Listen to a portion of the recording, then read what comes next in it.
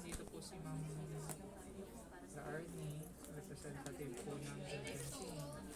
So, kayo po ang magsabi sa amin, sa kanya kung ano yung concern niya, bakit kayo nag-file dito sa amin. Nag-file po ako para makuha po yung passport ko. Tapos sir, tinawagan kasi sila ng employer ko. Tapos ang sabi nila doon sa employer ko is, hindi daw ako nag-cooperate sa kanila.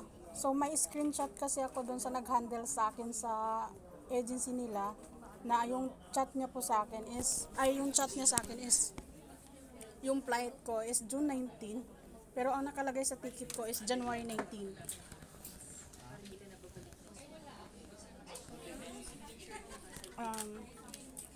Ano po ba ang concern niya? Gusto niyo makuha yung passport? Gusto kong makuha yung passport ko, kaso nag-apply po ako sa ibang agency. Tapos hindi po nila ma-process yung OEC ko dahil hinold po nila. Dito pa rin sa MMS? Yes po. So ano nga lang ba, ang concern mo lang, gusto mo lang makuha yung passport, wala nang iba? Yes po. Tapos nagbitaw din kasi sila ng salita doon sa agency ko ngayon na sira ulo daw ako. Kaya nagulat ako. So anong gusto niyo mangyari, ma'am? Ano po ba bakit niyo po nasabi yun? Kasi Arnie, ikaw yata yung nakatawagan ng agency namin eh. Ang sabi niyo po doon is hindi po daw ako naki-cooperate sa inyo. Tapos nagbitaw po kayo ng salita na sira ulo ako. Actually naka-record din po yung time na yung nag-uusap kami ng agency sa kabila eh. Talaga? Yes po. Okay, so, pwede ako naman? Pwede, okay. So, hindi ako in charge sa'yo ha? Oo, si Ma'am Jane. Okay, so ganito yung kwento ha. So, hindi naman ako yung may hawak. So, ganito ang sabi ng in charge. Nung malapit na process, nung matapos na mag-isip mo, sinabihan ka daw, 1 to 3 days, be ready kasi nagkaroon ka na ng OEC tapos pwede ka na maano ng ticket. So ngayon, nung may ticket ka na, paano yung message sa UC? Sa WhatsApp, sa tawag, tapos hanggang napunta sa Messenger, hindi ka na sumasagot. Ma'am, mayroon po kami conversation sa messenger po. Oh, kasi lahat naman ng ano pinupost mo, 'di ba? Pati yung sa agency, si Shirley. Lahat naman pinost mo yun, 'di ba? Naka-video pa ngayon ano mo eh. Kaya alam namin lahat. Okay, ngayon. Ang tanong ko, ang sabi mo kasi kay Ma'am Jean, hindi raw nasira ang cellphone mo. So, January 19, nagpa-process ka pala hindi namin alam, nag-process ka pala doon sa PhilWorld. That's supposed to be your flight, January 19. So, dahil hindi ka nakontak ni Ma'am Jane, wala na, kasi sabi mo, sira daw ang cellphone. Sabi ni Ma'am Jane, bakit hindi pa ka pumunta sa opisina? Ahead of time, kung nasira ang cellphone mo, kasi kung gusto mo talagang makaalis sa amin, bakit kung reason mo is, kasi si Ma'am Jane talagang ginawa yung part niya na message sa WhatsApp, sa Messenger. Ma'am, nag-message po siya sa tawag. Ay, yung screenshot na yun, ma'am, wag mo nang ano yan. Kasi syempre na, yung agency nagagalit na kasi bakit po, yun reason mo, yun ang yung reason mo. Tapos yung January 19, nagpa-process ka na pala doon sa agency, sa ibang agency. Tapos, paano ka nag-apply? Nag-police passport ka dito sa amin yung documents mo. So, ibig sabihin, hindi ka nagsasabi ng totoo. Nagsisinungaling ka. So, dapat kung ayaw mo muna palang umalis sa amin, dapat sinasabi mo, back out ka, ganyan. Hanggang nakunan ka ng ticket. Oh, pero nasis ka namin lahat. Gusto ka pa sa accommodation.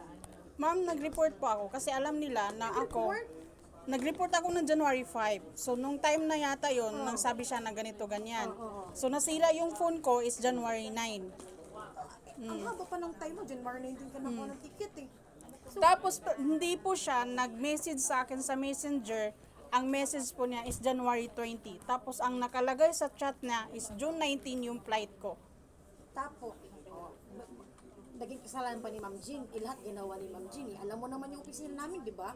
So, kung you are interested na Tapos, ma'am, mag-alis, sa cellphone ko, 2 SIM ang nakalagay. Tapos sa iPad ko, merong SIM nakalagay. So, ang tinawagan niya is hindi niya tinawagan yung iPad ko at hindi din siya nag-message on time that one nga pa-flight na ako. kasi, It's not my... nag-ring yun, ma'am eh. Parang Tapos hindi. nung pag-chat niya sa akin, automatic ako pumunta sa... Boy. Ma'am, Di ako, maayos akong kausap ha. Maayos ba? Tapos nung nag-chat siya sa akin ng January 20, so pumunta po ako sa office nyo. Nako, ang haba ng time mo. Kasi talagang kung talagang gusto mong makaalis, pumunta ka ng opisina. Alam mo naman yung office namin, di ba? Ma'am, pumunta po ako ng office ng time na yun. Kasi pati yung Ma'am. World, hinanap ako para lang kausapin tungkol sa'yo. Alam mo yung boss namin nagagalit dahil sa ginawa mo. Siyempre naglabas, siyempre yung process mo, nagastos kami. Di ba? Tapos, Ganun apply kasi ma'am, ibang agency, ilang magpa-passport ulit ka. akong pumunta sa office nyo. Kung Ganun na lang yun? patuloy yun ba ninyo ako ng paalis? Anong paalis? Ah. Kung ano man yung mga nasabi, siyempre nagagalit na that's normal na magagalit. Ay, hindi pwede, ma'am. Maayos akong pumunta dun sa inyo. Maayos akong nag-explain sa inyo. Sinungaling ka pa. Paano naging sinungaling Sige, ako? gusto mo ng proof? Sige, ma'am. Asan ang proof, Yung ma'am? mga screenshot, yung mga, ikaw rin Asan? na nagbigay ng proof sa amin, nag-post ka doon. Tapos sabi mo Asan, naka-hold. ma'am? Nagdrama-drama ka pa, naka-hold. Ano naka-hold?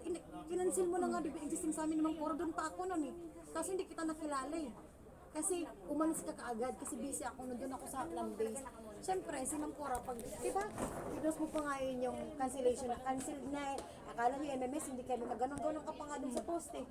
Mayos ka. Sige, ma'am. Asan na yung ebidensya mo? Ano yung binili? Ay, wag mo na, yung gusto mo ng proper. Gusto naman yung ebidensya mo. Alam mo ha, sige, tingnan natin. Sige. Yun ang attorney yung masabi. Akala mo din, ma'am, ah. Hindi mo, Ano, magkakasundo ba kayo dito or hindi attorney. Magwo 1 year na po ako sa inyo. Ay, bahala ka din, ma'am. Ibalik niyo sa akin yung passport ko. Hinold niyo Passport ka na, ako. diba? Nagpalas passport na nga. Ano kung Hinold niyo ako. Kasi yung mga ibang ano mo. Hinold ka. Bahala I'm just ka. your representative. Ay, naku, Diyos ko. Huwag mo akong tasan-tasan ng kilay, ma'am. Maayos ako nakiusap sa inyo. Ba? Talaga? Yung So, kusina endorse ko na lang po si ma'am. Mag-file na lang po siya ng gigil na. Sige, sir. case. May ma-receive ka din sa amin. Hinold niyo ako eh. Ang hinold. Anong hinold? Ikaw. Binan niyo pa ako. Hindi ka maayos kausap. Ayusin mo. Tapos siniraan niyo pa ako dun sa kabilang Sira, agency. ikaw mismo ang nagpapakita ng ano. Alam mo sabi ng Ano, ma'am? Napapakita. Tapusin niyo yung sinabi niyo. Tapusin niyo. sinabi yung kausap ko sa Pinward, sinungaling ka. Tapos basta dami na ewan ko. Paano ako naging sinungaling? Wala na akong sabihin. Yun na yun. Sige, ma'am.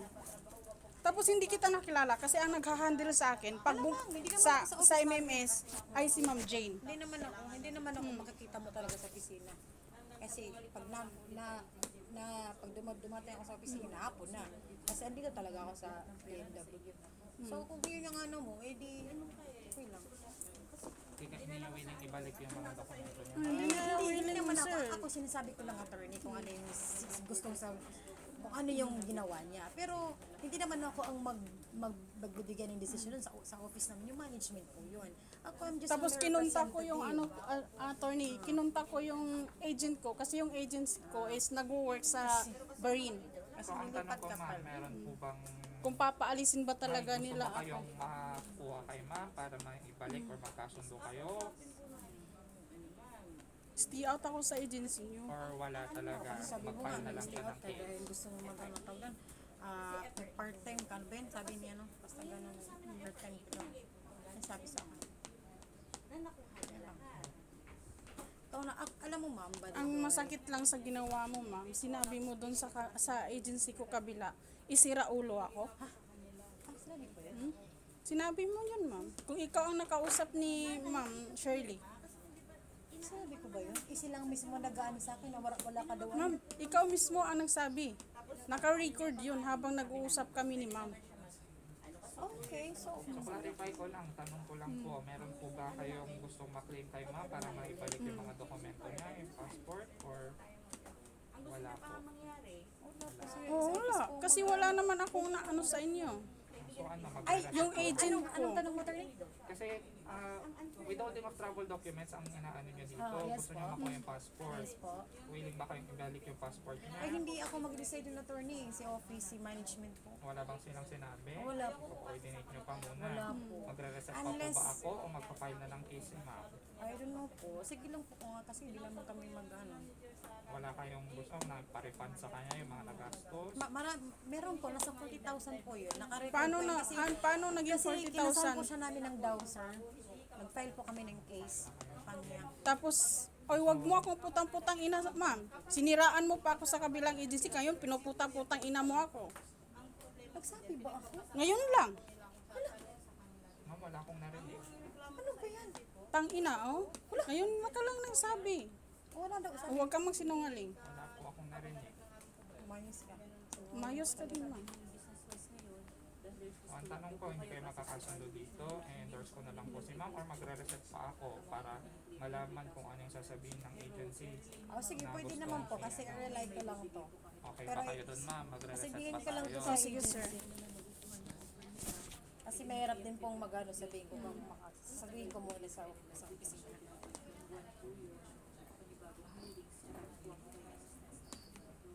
Kasi hindi ako ma-process ng kabilang agency dahil hinold na po nila ako sa ano sa OEC ko eh.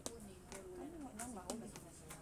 Nakancel ka na po sa e-system. Hindi ka na po namin ma-hold. Baka nag-alangan na rin silang kung i-process ka. Nasa kanila na yung desisyon kung i-process ka. Kasi siniraan niyo ako. Sinabi niyo doon na sira ulo ako.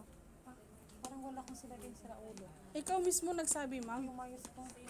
Narinig na yung sinabi mo na ano ako. Wala man ako sinabi. Ako, maayos akong kausap, Drama ma'am. ka talaga ba? Eh, hindi ako madrama, ma'am. Po, yun, ano ako. Hindi ako madrama. Huwag mo na ako ano. Hindi ako madrama. Huwag mo na ako ano. Huwag mo din akong kanuhin, ma'am. So, magre-reset na lang po tayo ng 11, 10:30 po ulit ng umaga. Okay kayo doon, Miss Lisa? Babalik na lang tayo dito. Huwag mo akong takutin. Okay, kahit saan tayo magharapan. So, ang tanong ko nga po, ma'am, Miss Risa, papayag po ba kayo na babalik dito para malaman kung ano yung sasabihin ng agency dun sa Sige clinic po, sir. niyo? Okay pa. Okay kayo dun sa schedule na may 11, 10:30 ng umaga. Lunes po ulit. May 11. Okay, sir.